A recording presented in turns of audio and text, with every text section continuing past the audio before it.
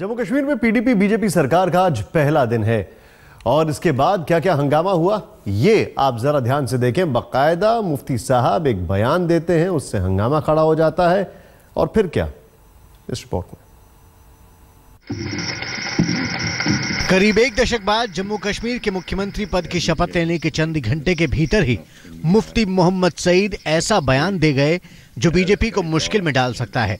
CM पद की शपथ लेने के तुरंत बाद पहली प्रेस कॉन्फ्रेंस में मुफ्ती ने कहा कि जम्मू कश्मीर में शांतिपूर्ण तरीके से चुनाव का श्रेय पाकिस्तान, हुर्रियत और आतंकियों को जाता है, जिन्होंने अनुकूल माहौल बनाने में मदद की।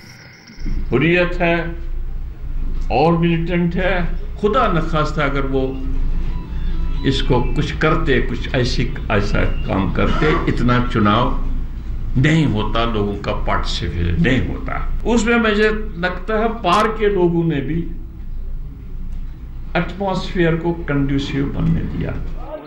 शांतिपूर्ण चुनाव के लिए सुरक्षा बल और चुनाव आयोग की पीठ थपथपाने के बजाय मुफ्ती मोहम्मद सईद के एक बयान ने उनकी कोशिशों को हाशिए पर डाल दिया।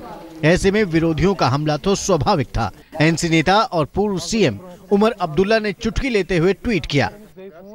उन्होंने कहा, मुफ्ती सईद ने कहा कि पाकिस्तान, हुर्रियत और आतंकियों ने शांतिपूर्ण चुनाव होने दिया। मुझे लगता है कि हमें उनकी दरियादिली का शुक्रगुजार होना चाहिए। बहरहाल मुफ्ती के इस बयान से जम्मू कश्मीर में बीजेपी पीडीपी गठबंधन के भविष्य पर भी सवाल खड़े हो गए हैं। हालांकि उन्होंने कहा कि इसे वो इतिहास का एक अहम अध्याय बनाना चाहते हैं। हम इतिहास को बदलना चाहते हैं।